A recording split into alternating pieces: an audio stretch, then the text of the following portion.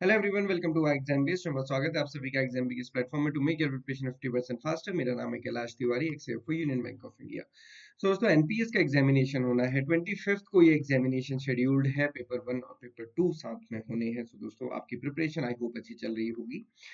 यहाँ पे आप देखेंगे, आज हम डिस्कस करने वाले हैं अपनी सीरीज में questions related to stats. Stats एक इंपॉर्टेंट टॉपिक है ना। और अगर आप देखेंगे यहाँ पे जो जर्नलिस्ट वाली पोस्ट है, जर्नलिस्ट वाली पोस्ट में क्योंकि कोई भी ग्रेजुएट एलिजिबल है ना, ग्रेजुएट एलिजिबल है, पोस्ट ग्रेजुएट भी एलिजिबल है। तो ग्रेजुएशन लेवल की ही हम मान के चलते हैं कि वो जनरली स्टैट्स पूछेंगे। तो अब ऐसे में क्या पूछ सकते हैं और क्या रहने वाला है, कुछ क्वेश्चन हम यहाँ पे डिस्कस करेंगे। बट मैं आपको उससे पहले यहाँ पे दिखा दूं कि जनरल स्ट्रीम में क्या पूछा जा सकता है। देखिए, इंग्लिश है, रीजनिंग है, उसके साथ साथ जो ये प्रोफेशनल नॉलेज वाला पार्ट हम कह सकते हैं, इसमें 25 क्वेश्चन होंगे। 25 मार्क्स का ये रहने वाला है। इसमें देखिए, कॉमर्स के क्वेश्चन, अकाउंटेंसी के हैं, मैनेजमेंट के हैं, फाइनेंस के हैं, डेटा एनालिटिक्स है, स्टैट्स है। स्टैट्स भी एक टॉपिक है। अभी स्टैट्स है, कंपनीज एक्ट है, इंडियन ट्रस्ट एक्ट है, इकोनॉमिक्स एंड पेंशन सेक्टर है। तो आप यहाँ पे देखेंगे 10 to 12 टॉपिक्स है। तो एक या दो क्वेश्चन मैक्सिमम किसी एक टॉपिक से पूछा जाएगा, या किसी को ज्यादा उन्होंने फोकस कर लिया कॉमर्स अकाउंटेंसी के, तो बाकी से एक एक क्वेश्चन पूछा जाएगा। तो मतलब स्टैट्स आप मान के चलते हैं एक या दो क्वेश्चन वहां पे हमको देखने को मिलेगा ही। अब वो कैसा क्वेश्चन हो सकता है हमें नहीं पता, इजी भी हो सकता है और थोड़ा सा एडवांस भी हो सकता है, डिफिकल्ट भी हो सकता है। हो सके कि बहुत इजी हो तो वो मीन मीडियन मोड सेंट्रल, जो मेजर ऑफ सेंट्रल टेंडेंसी है, मेजर ऑफ डिस्पर्जन, उससे पूछ ले। हो सकता है वो स्टैट्स में चले जाएं या फिर हाइपोथेसिस टेस्टिंग वगैरह में चले जाएं और क्वेश्चन थोड़ा सा डिफिकल्ट हो। बट हमें उससे ज्यादा ध्यान आप रखना है कि दोस्तों यहाँ पे 100 मार्क्स का ये है और जहां पे ये इंपॉर्टेंट रोल प्ले करेगा। ओके। सो पेपर 2 भी है, सिर्फ पेपर 1 की बात नहीं है, पेपर 2 भी है जिसमें यहाँ से ज्यादा क्वेश्चंस होंगे। तो ये थोड़ा सा आपको ध्यान रखना है कि आपको अच्छे से प्रिपेयर करना है। स्टार्ट करते हैं। सबसे पहला question, which of the following is not a part of sampling design process. Okay. So अभी जस्ट दिल्ली इलेक्शन कंक्लूड हुए हैं, उसके एग्जांपल्स हम समझ लेते हैं इस बात को। अब देखिए, दिल्ली के इलेक्शन से पहले आप देखेंगे पोल होता है ना, पोल होता है, या फिर उसके बेसिस पे क्या आते हैं, एग्जिट पोल है ना। एग्जिट पोल आते हैं कि किसकी गवर्नमेंट बनेगी, किसकी बनेगी, किसकी बन गई वो दूसरी बात है। बट हम यहाँ पे देखेंगे कि क्या होता है। अब देखो, इलेक्शन है, इलेक्शन में हर एक इंडिविजुअल एलिजिबल है वोटिंग करने के लिए। लोग वोटिंग करते हैं। बट अभी जो न्यूज चैनल है वो सबसे जाके तो पूछ नहीं सकते है ना, वो दोबारा से अपनी वोटिंग तो नहीं कर सकते। तो वो क्या करते हैं, कुछ एक सैंपल लेके, मतलब जो पूरी पॉपुलेशन है, पूरी पॉपुलेशन मतलब दिल्ली की पॉपुलेशन, क्योंकि दिल्ली का इलेक्शन था तो दिल्ली की जो पूरी पॉपुलेशन है वो क्या हो जाएगा, पूरा पॉपुलेशन हो जाएगा। उसमें से वो कुछ लोगों को, मान लीजिए उन्होंने 5000 लोगों को चूज किया, तो इसको हम क्या बोलते हैं, सैंपल। ओके। तो ये सैंपल है, सिंपल सा कंसेप्ट हो गया। So not a part of sample design process. वो कह रहा है कि सैम्पलिंग डिजाइन, अब ये सैंपल है, बट ये जो सैंपल है, हम कौन से 5000 लोग लेंगे जो न्यू दिल्ली में रहते हैं, जो एनसीआर के पास, मतलब नोएडा के पास रहते हैं, गुड़गांव के पास रहते हैं, कोई पर्टिकुलर, कैसे इसको डिसाइड किया जाएगा। तो उसकी प्रोसेस के लिए कौन सा नहीं पार्ट है, ये पूछा गया है। सबसे पहला ऑप्शन देखिए, defining of the population of study. तो ये तो है ही, पॉपुलेशन किसको स्टडी करना है, ये सबसे इंपॉर्टेंट स्टेप हो गया है ना। दिल्ली की पॉपुलेशन, अभी हरियाणा में इलेक्शन नहीं है तो वहां से हमें कोई मतलब नहीं है। Selection of sampling technique, sampling technique का तरीका क्या होगा भाई, कैसे सैम्पलिंग करेंगे, वो भी एक important. Refining this research question, अभी ये थोड़ा सा आउट ऑफ कंटेक्स्ट लग रहा है, बाकी देखते हैं। स्पेसिफाइंग द सैम्पलिंग यूनिट, तो सैम्पलिंग यूनिट को भी स्पेसिफाई करेंगे। Determining the relevant sample frame, sample का फ्रेम क्या होगा वो। तो यहाँ पे आप देखेंगे थर्ड ऑप्शन यहाँ पे इररिलेवेंट है, बाकी ऑप्शंस करेक्ट हैं। अभी सैम्पलिंग डिजाइन प्रोसेस जो होती है उसके मेजरली 5 स्टेप होते हैं। एक, टारगेट पॉपुलेशन को पहले डिफाइन करना कि हमारी टारगेट पॉपुलेशन क्या है, ओवरऑल पॉपुलेशन। फिर उसमें सैंपल का फ्रेम बनाना, और फिर सैम्पलिंग टेक्निक को सेट करना, और उसके साथ साथ सैंपल साइज, और फिर फाइनली सैम्पलिंग प्रोसेस को एग्जीक्यूट करना। ये सैम्पलिंग डिजाइन प्रोसेस होती है। सैम्पलिंग का मतलब होता है कि हमारे पास ये पूरी पॉपुलेशन है, उसमें से मान लीजिए हमने ये सैंपल लिया, इसके बेसिस पे हम प्रिडिक्शन देंगे, और वो प्रिडिक्शन किसके लिए लागू होगी, पूरी पॉपुलेशन के लिए। सो स्टैट्स बेसिकली इसी पे काम करती है, इसी के रिफाइनमेंट पे काम करती है कि कैसे सैंपल की स्टडी से हम पॉपुलेशन के लिए जो भी चीज करें वो सही और सटीक रहे। Okay. Next question is the data collected from every member of population is known as. अभी देखो, हमने क्या बात करी, हमने कहा कि ये दिल्ली का इलेक्शन हुआ, इसमें हमने 5000 लोगों से पूछ लिया, उसके बेसिस पे एग्जिट पोल आया ना। मैं जस्ट आपको एग्जांपल बता रहा हूँ, हो सकता है एग्जिट पोल में से ज्यादा उन्होंने लिया हो, कुछ भी कंडीशन हो सकती है। बट हम ये कह रहे हैं कि डेटा कलेक्ट किया गया हर एक मेंबर से, तो उसको हम क्या कहते हैं। तो दोस्तों, हर एक मेंबर से डेटा किस में कलेक्ट होता है, थोड़ा सा सोचो, आपको आंसर ऐसे ही मिल जाएगा। स्टैट्स नहीं भी आप कंसेप्चुअल अंडरस्टैंडिंग नहीं भी लगाएंगे तो क्या होता है, हमारी जो काउंटिंग होती है, तो जो जनरल सेंसस होता है, तो सेंसस में हर एक इंडिविजुअल का डाटा लिया जाता है पॉपुलेशन से। तो पूरी पॉपुलेशन का नंबर ही उसके बेसिस पे आता है, जब हर एक इंडिविजुअल से हर एक मेंबर का डेटा लिया जाता है। आगे बढ़ेंगे।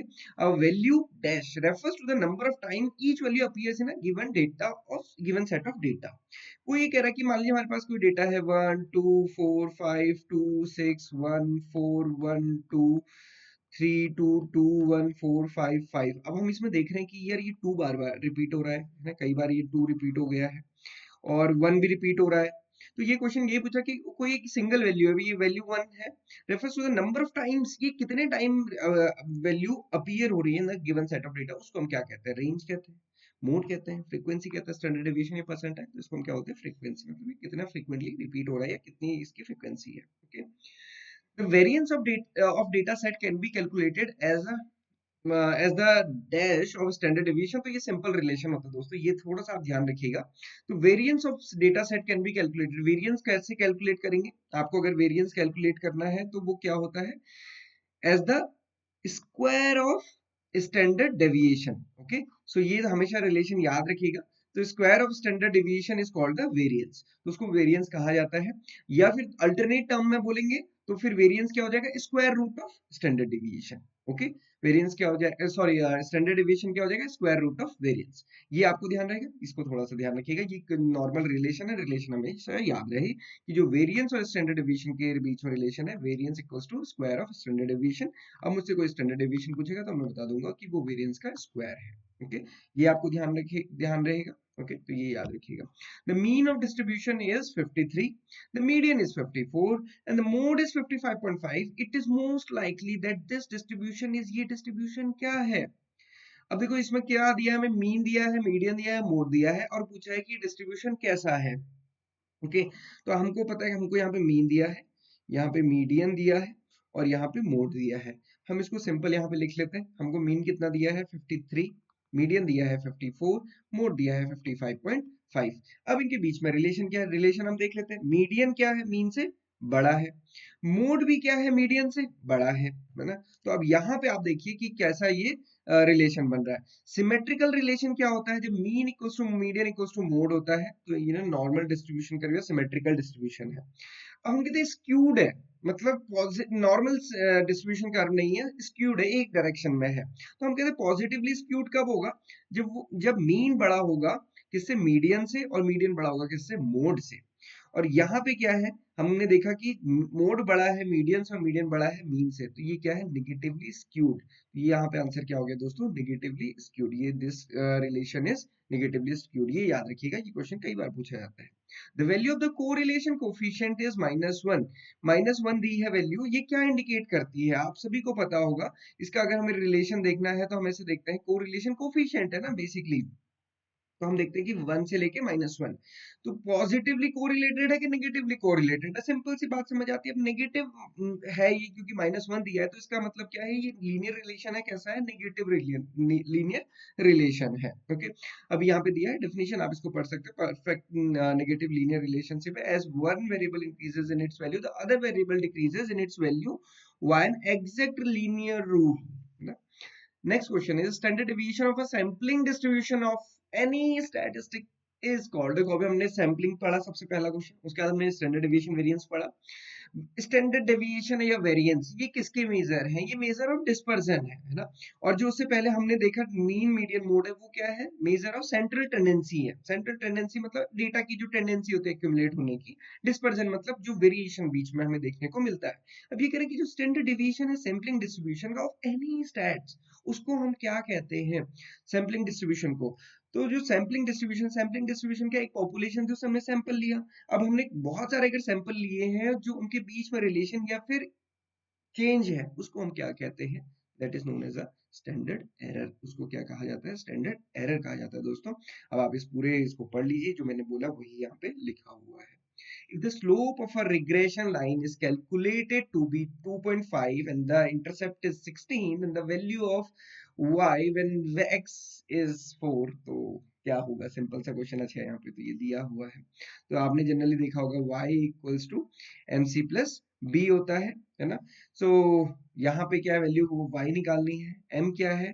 स्लोप है। स्लोप कितना दिया है हमें? Slope of regression line calculated to be 2.5। Okay, C, जिसको x भी लिखा जाता है, ये क्या है 4 प्लस इंटरसेप्ट कितना दिया हुआ है 16, तो ये कितना हो गया 10 प्लस 16, दिस इज 26।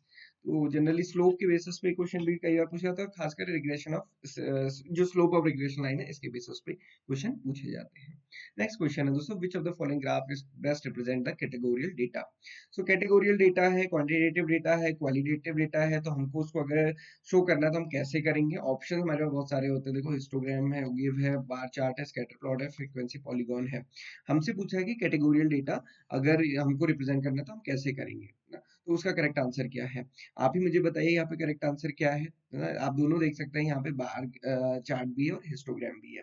अब यहीं पे क्लियरली पता चल जाता है हमें बार चार्ट क्या होता है, कैटेगरीज बताता है, जबकि हिस्टोग्राम क्या होता है, एक सीरीज बताता है। मतलब जो कैटेगरीज है मतलब वो डिस्टॉर्टेड हो सकती है, या फिर हम कह सकते हैं क्वालिटेटिव डेटा हो सकता है, जबकि जो हिस्टोग्राम है वहां पे जनरली क्या रहेगा, क्वांटिटेटिव डेटा रहेगा। अब देखो histograms are used to show the distribution of variables while the bar chart are used to compare the variables. Histograms plot the quantitative data, ये क्वांटिटेटिव डेटा देते हैं, और ये जैसे मैंने बताया ये क्वालिटेटिव डेटा को बताता है। ओके, सो यहाँ पे हमारा बेटर क्या है, bar chart is the proper way. Okay, आप भी बताइए इसमें आपको और बाकी ओगिव है या फिर हिस्टोग्राम, स्कैटर प्लॉट या फ्रीक्वेंसी पॉलीगॉन के बारे में पता है कि नहीं।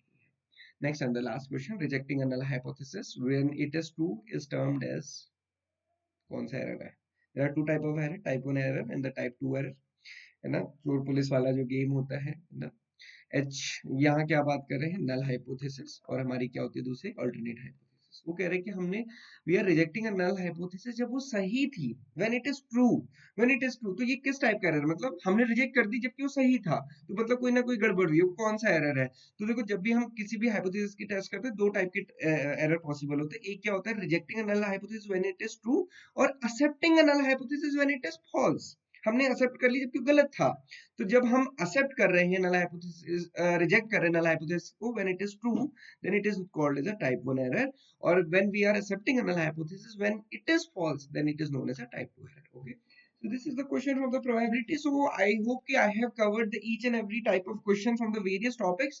Definitely I don't have much time to cover each and every topic, and मैंने बहुत basic भी नहीं ली, बहुत difficult भी नहीं ली, in between questions लिए हैं। आप मुझे बताइएगा कि आपको अगर लगता है कि इसमें कोई और टॉपिक भी डिस्कस करना चाहिए, कि आप पर्टिकुलर डिस्कस करनी चाहिए, तो जरूर बताइएगा। Otherwise this is all for today, है ना। क्वेश्चंस आप अटेम्प्ट कीजिए, आपको एनपीएस के कोर्स या फिर एमसीएस एनपीएस के जो मॉक टेस्ट हमारे कोर्स में है उसमें बहुत सारे क्वेश्चन मिल जाएंगे। चैप्टर टेस्ट में स्टैट्स के बहुत सारे क्वेश्चन मिल जाएंगे, आप उन्हें अटेम्प्ट कर सकते हैं। एग्जामिनेशन 25th ऑफ फरवरी को आपको बहुत अच्छे से प्रिपेयर करनी है। This is all for today, thank you for watching this video and have a great day ahead.